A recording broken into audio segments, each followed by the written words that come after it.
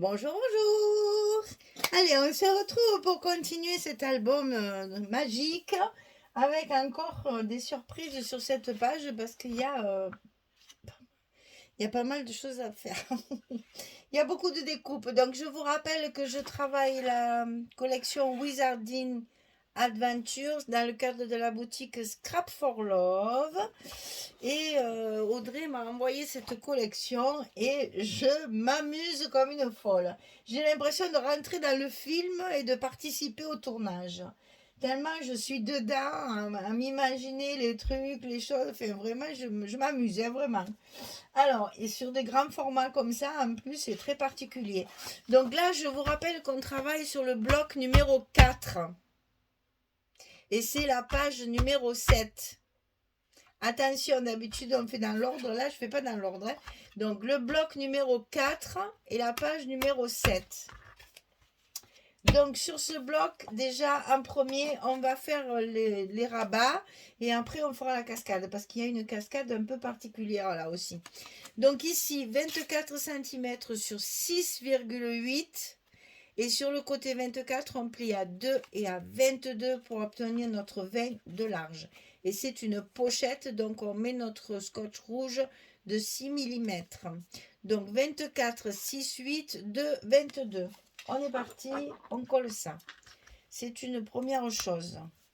Et là, sur cette page, il n'y a pas d'aimant. On va faire une fermeture avec les die cut et une ficelle. Comme quand on met les petits ronds pour fermer. C'est pareil, mais là, j'ai utilisé les die cut. Donc, j'ai pris la petite chouette et l'enveloppe. Voilà, ça, on le colle en bas de notre bloc. Sur la page numéro 7.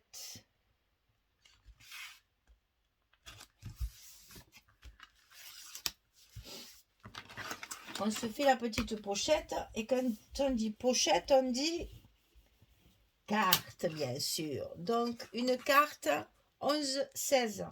Je ne l'écris plus, hein, vous le savez, ça. 11-16. Voilà. Ça, c'est fait. Ensuite, sur cette pochette, on va y coller un petit rabat. Ici. C'est ce qui va nous fermer la page. Donc, le rabat, 9,3 sur 20. Et du côté 9,3, on plie à 6,8 et à 7,3. On a un petit gousset d'un demi-centimètre. Donc 9,3, 20, 6,8, 7,3. Et ça, on le colle sur la pochette en fait. Par-dessus la pochette. C'est pour ça qu'on colle d'abord notre structure, comme ça c'est fait. Et après on fera la cascade. Ah, mes doigts. Voilà. Donc on appuie bien sur notre languette et on reforme notre gousset. Ensuite, sur le haut de ce bloc, pour fermer, on va faire un très grand rabat.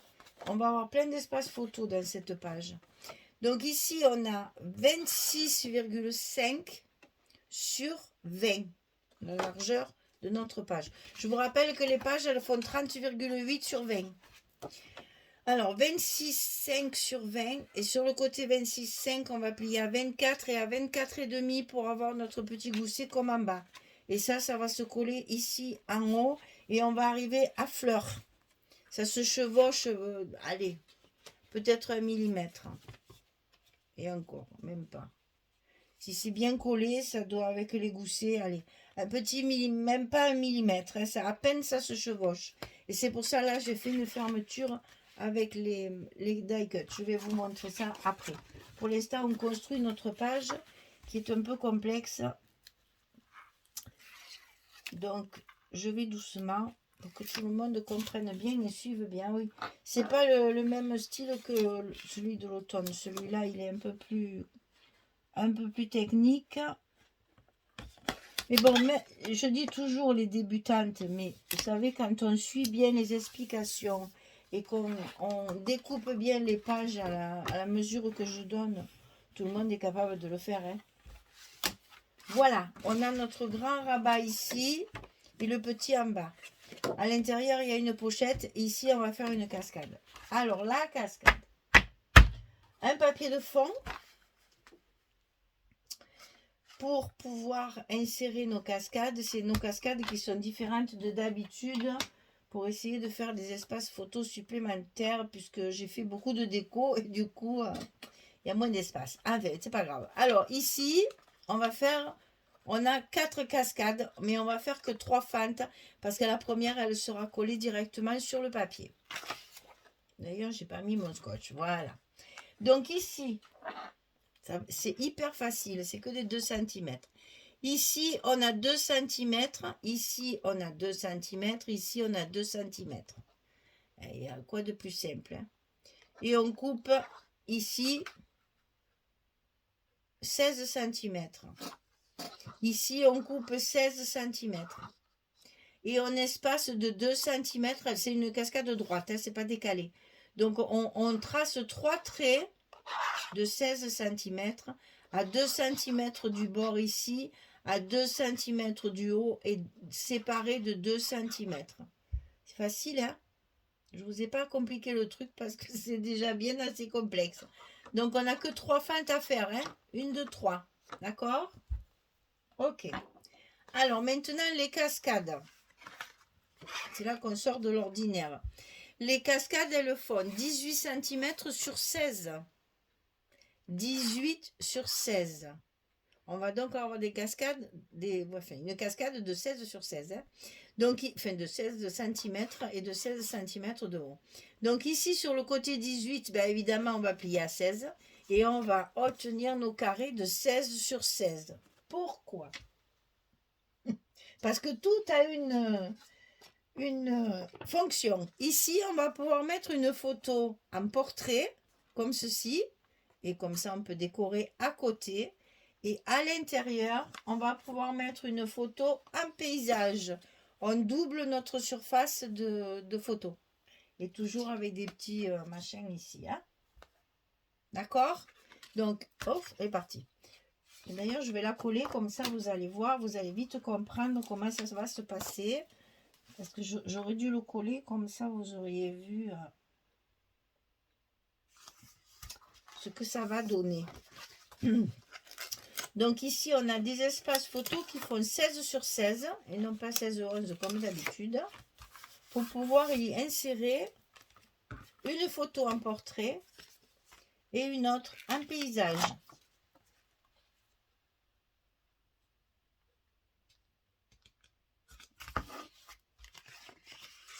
Et donc, on va avoir sur chaque cascade 2 photos et de la déco et on pourra y mettre des petits mots si on veut.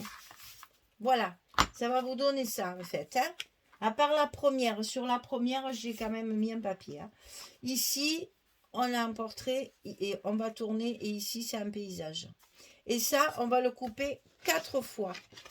On a 4 cascades. Donc, vous voyez, ça fait déjà 8 photos. Sauf la première. La première ici, j'y ai mis un papier. Alors, je me suis servi du calque là, pour justement jouer sur la transparence. Et je trouve ça très joli. La première, elle sera comme ceci. Là, je ne mets pas de blanc. Je mets la première qui est en haut ici. Hein, elle sera recouverte d'un papier. Alors, on va monter cette cascade ensemble. Ce que je fais toujours à chaque fois. Alors, on commence toujours par la dernière ici. Tout le temps. On la met en place. Quand elle est bien en place, on la maintient, on tourne le papier et on va coller notre languette.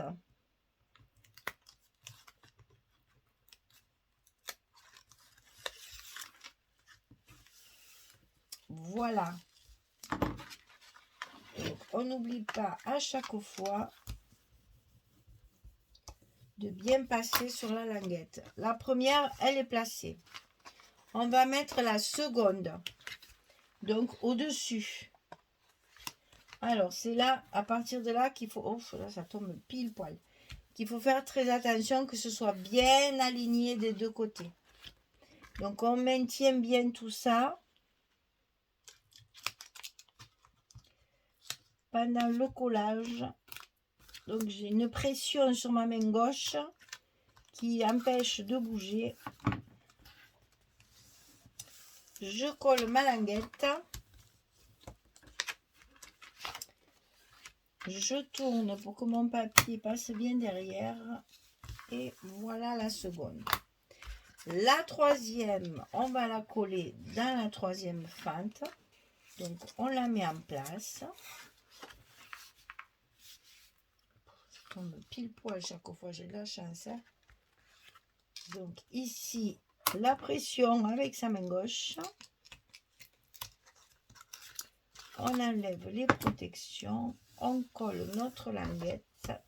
On appuie bien. On passe notre papier sur le dos. Mes 3 cascades sont en place. On a la quatrième à mettre ici. Alors là, attention de la mettre bien en face parce que comme on n'a pas de fente, il faut qu'elle soit bien positionnée. Hein. On y va. On appuie bien pour pas que ça bouge.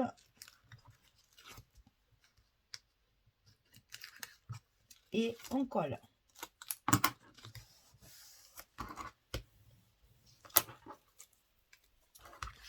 Voilà, la quatrième est posée. Super. Parce que là, en fait, ici, on a la pochette, je sais, vous vous rappelez, dans notre bloc ici, on a la pochette. Voilà, ça va être comme ceci, collé comme ça. Et là, on a la pochette avec la carte qui va nous tenir notre cascade fermée. D'accord? Voilà. Donc ici, on continue notre cascade. C'est pas fini. Il y a toujours une petite bricole à faire sur les cascades. Alors, quand on a fini de les mettre, il faut scotcher les fentes. Donc celles qui savent, vous pouvez passer plus vite. Hein. N'hésitez pas à accélérer. Et les autres, ben, vous regardez à nouveau. Une petite piqûre de rappel, ça fait jamais de mal. Et en plus, pour les débutantes, comme ça, vous voyez vraiment comment je monte mes cascades. Et là, je mets mon scotch pour coller mon papier. Et tout ça, ça bouge plus. Et vous voyez, j'ai rajouté 2 bandes de scotch pour bien maintenir le bas de mon papier. Je crois que je vous ai tout dit. Ouais. Donc ça c'est là, la pochette c'est fait. Là, ah il y a des espaces photos ici. Alors, il y a 2 espaces photos ici. Donc là j'explique. Je colle mes espaces photos en premier. Comme ça après ici je mets mes chutes de papier et je décore avec mes chutes de papier. Allez, je fais tout ça hors caméra, je colle tout, vous n'avez pas besoin de me voir décoller des scotch et coller vos papiers, ça vous savez le faire. Donc je prépare tout ça, donc pas d'aimant parce qu'il va y avoir une fermeture. Ah oui, je vous montre ça quand même. Donc ici j'ai ce papier là, c'est Poudlard, revisité par Papers for You. Ici, j'ai mis la chouette là qui mène la lettre. Alors, je l'ai attachée avec un brad rouge à la place du cachet de cire. J'ai mis un petit brad rouge. Quand je vous dis que je me suis amusée. Et là, la ficelle. C'est très ficelle de facteur. Les facteurs, ils ont les paquets d'enveloppes par quartier fermés avec des ficelles. Je le sais parce que moi, je suis en bout de tournée. Et donc, quand il arrive devant chez moi, il me jette toutes les ficelles. Hein. Il doit enlever les ficelles des paquets qui lui restent. Et les ficelles, je les trouve par terre à chaque fois. Hein. Donc, je sais que c'est ça, les ficelles de facteur. Donc, ici, mon papier, il est reconstitué avec mon petit rabat du haut et du bas. Là. Et je vais donc fermer. Avec ma main gauche, c'est pas évident.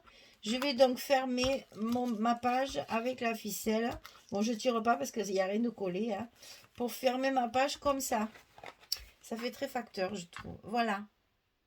Et là aussi, mon enveloppe, elle est fixée avec un brad rouge sur le cachet de cire. Voilà, mesdames. On s'amuse, hein. Allez, je colle tout ça et je reviens vers vous. À tout de suite. Je reviens 30 secondes, j'ai oublié de vous dire.